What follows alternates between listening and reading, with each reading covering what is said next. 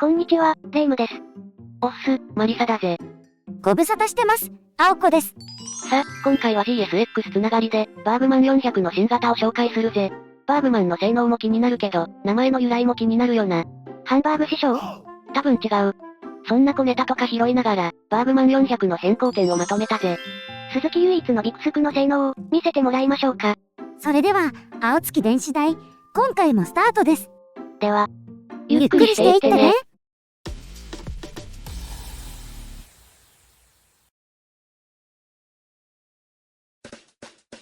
さ、今回のお品書きはこんな感じだ。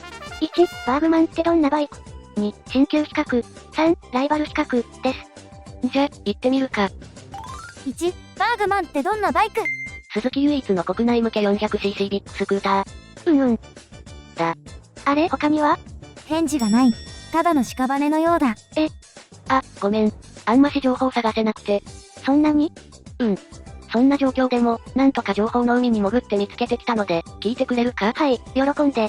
まず社名だが、鈴木初のビッグスクーターとして登場したスカイウェブの海外向けの名前だ。ちょうどその頃は、主の周りでもビッグスクブームで、マジェスティ、フォルツあたりがブイブイ言わせてた頃ですね。だな。で、2017年8月にスカイウェブは販売終了。代わりに海外名だったバーグマンがグローバルモデル名となったわけだ。ふむ。して、名前の意味は？バーグマン、バーグとマンだな。BRUG は町、城塞、って意味だ。城塞男？高い城の男？ひょっとして、刀とかハヤブサとか、日本フューチャー的な名前系ですか？さて、答えは？都会の男の意味、街で使用するスタイリッシュなスクーターをイメージし、命名しました。と、鈴木のホームページに回答があったぜ。ま、素人でも半分正解ですね。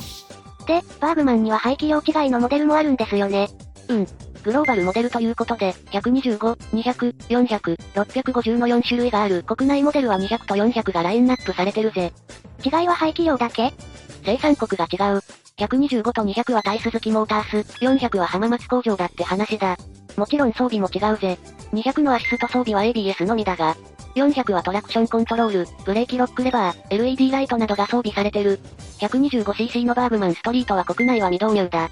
Bluetooth 機能装備、ライトも LED、ユーロ5適合で ABS 装備だ。Bluetooth 機能って何？携帯電話と Bluetooth 接続できる機能で、交差点などで進行方向音声や矢印で案内してくれたり、通話 SMS アラート表示、到着予定時刻アラートなど様々な機能が利用できるようになるぜ。125は価格は PCX や NMAX より安いし、国内導入の噂もあるから、今後発表があれば取り上げてくぜ。あと、これも国内未導入だが、バーグマン650エグゼクティブってのもある。エグゼクティブ？きっと、400にはない豪華装備が盛りだくさんですね。そうだ。電動ウィンドシールド、電動格納式ミラー、電熱グリップ、ライダーと助手席の電熱サドルが追加されてる。もちろん排気量は638にアップしているぜ。モデル違いについてはこれぐらいかな。じゃ次は400の新旧比較をしていくぜ。2、新型比較。新色追加。新型と旧型での違いを見つけるには、かなりの鈴木力が必要ですね。あと、鈴木愛な。愛は、すべてさ。外装の変更はない感じだな。よく見るとマフラーの大きさと、マフラーにつながるパイプ系が変わってる、ってぐらいかな。言われてわかる程度ですよね。新型が街中走ってても気づかないですね。わかりやすいのは新色のボディカラーだな。どれも流行りのマット系ですね。マットブラックメタリック2が継続、新色はソリッドアイアングレイマットソードシルバーメタリックの2色だ。活かした名前です。ネギン色に汚れた剣ですか？このカラーは新型ハヤブサでも採用されてるぞ。ふむ。ソリッドアイアングレイは V スト650に採用されてた。スクーターだし、どちらのカラーも違和感はないですね。都会的な男だからな。そんなボディに、なぜかブルーのホイールだ。ブルーは鈴木のイメージカラーですからね。そこは外せないと。今では落ち着いたカラーだけど、昔はブルーやイエローのスクータといえばスカイウェブだったな。原色系のカラーが少なくて残念ですか？ちょっとな。ビビッドなカラーが欲しいところだな。見た目の違い。見た目の違いは、さっき話した通りだ。口があったり、ライトがいっぱいついてたり、突飛なデザインはありませんね。なんだが、このちょいブサなデザインは可愛げがあって、これぞ鈴木って感じですね。言っちまったな。ま、確かにまるっとした雰囲気のデザインって最近見かけないからな。大体シュッとかビシって感じですからね。だからこそ、ぬるっとして丸みを帯びた形は、一目見たら忘れられないな。フロントの鈴木のエンブレムも、川崎のリバーマーク並みに似合ってますね。ベタ褒めだな。エンジン。見た目の違いはないけど、エンジン関係は色々変わってるぜ。まずユーロ超えの対応だ。販売継続への意気込みを感じますね。正直、街中でこのバイクを見かけたことはないけど、欧州では需要があるクラスらしいぜ。なので、新型ではエンジンに結構手を入れてる。どこ？まず、スズキデュアルスパークテクノロジーだ。これは1気筒あたり2本のスパークプラグを使う仕組みだ。ふむ。ちなみにプラグを2本使うバイクって他にあるんですか？あるぜ。スズキの現行車だと SV650、外車だとナクコモダマル8本プラグ、ドカテのムルティストラーダ 1000SDS だな。またマニアックな車種ですね。おっと、話を戻すぜ。DS 化に伴い、スロットル制御の最適化、シリンダーヘッド、ピストン、インジェクターなどのエンジン部品を改良。マフラーの触媒も1つから2つへ増えたな。この結果、スムーズな出力特性と高い燃費性能を実現している。高い燃費性能？なんか歯切れが悪いですね。実は、出力的には先代より下がってる。先代は31馬力だが新型は29馬力、トルクも36ニュートンから 35.22 ニュートンになってる。その代わり燃費は良くなったぜ。25km から 25.22km だ。微妙ですね。スペッククリアな主には気になるところだが、普段使いする分には気づかないレベルだと思うぜ。じゃ、他の良い点を教えてくださいな。エンジンの始動を容易にするイージースタートシステムも採用された。何それ？普通はエンジンが始動するまでセルボタンを押し続けるだろ？ワンプッシュでエンジン始動できる仕組みだ。車のエンジンスタートボタンと同じだな。無駄にセルを回さなくていいですね。フレームと足回り。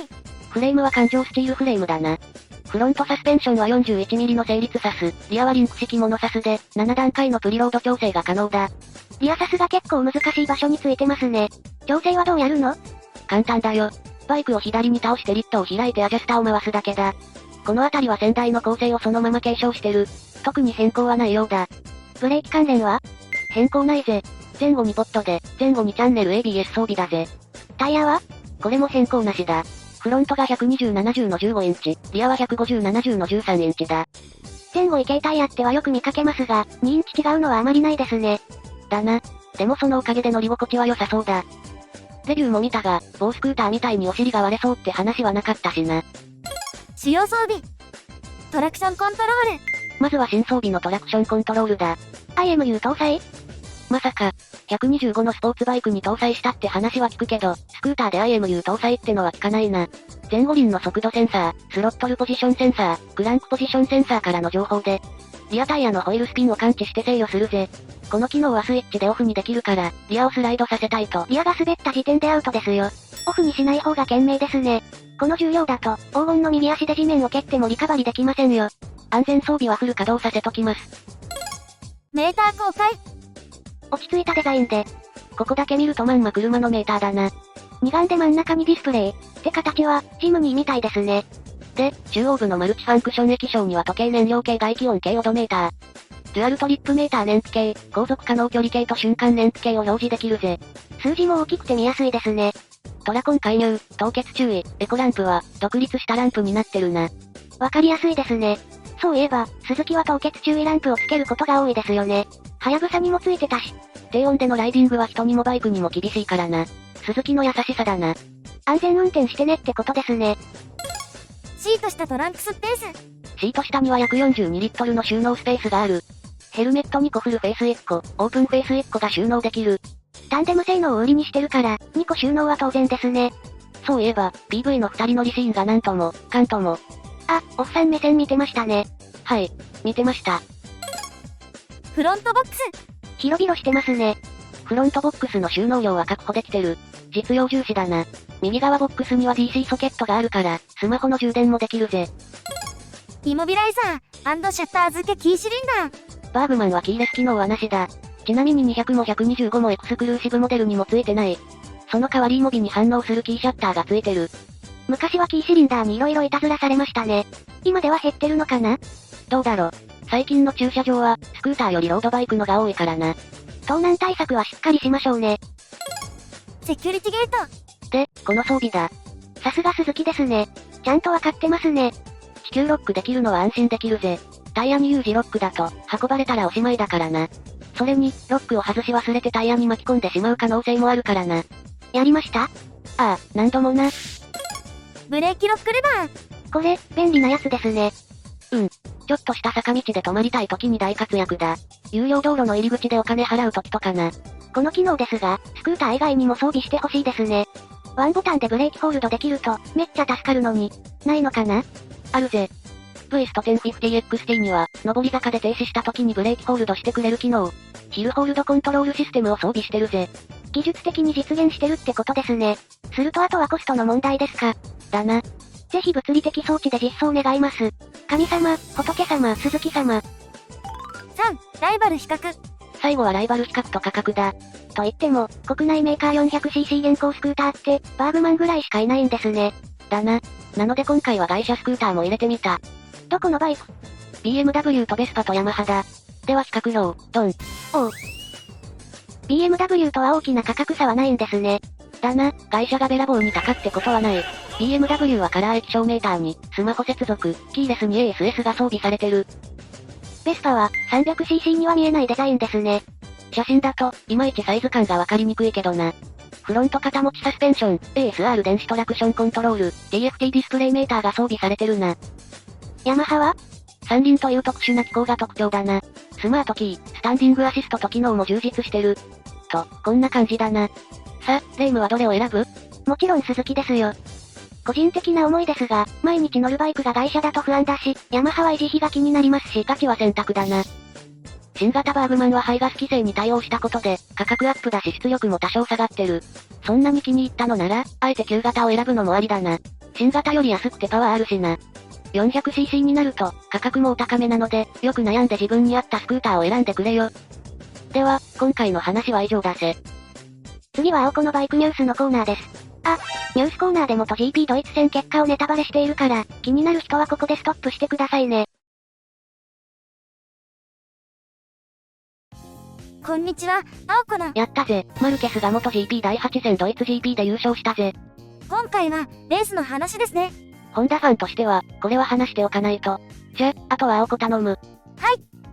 レプソルホンダのエース、マルク・マルケスは、元 GP では連戦連勝のトップライダーです。昨年7月の第2戦スペイン GP で右腕腸腕を骨折し、約9ヶ月療養生活を送ってました。そして今年4月の第3戦ポルトガルで復帰。そして6月の第8戦ドイツで復帰後初の優勝したんです。そんなに盛り上がってても、地上波では見れないんですよね。レースのハイライトは日テレジータスで無料放送してるし、YouTube でもダイジェストが見れるぜ。レース時間も F1 と比べれば短いですし、編集されて1時間程度になってますから、気軽に見れますよね。そうでしたか。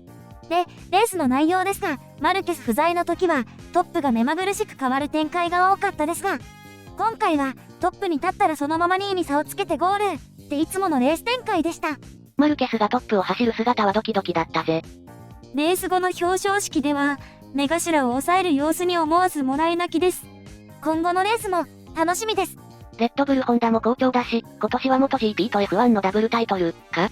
そうなることを願いながら、レース観戦しましょう。では、今回はこの辺で。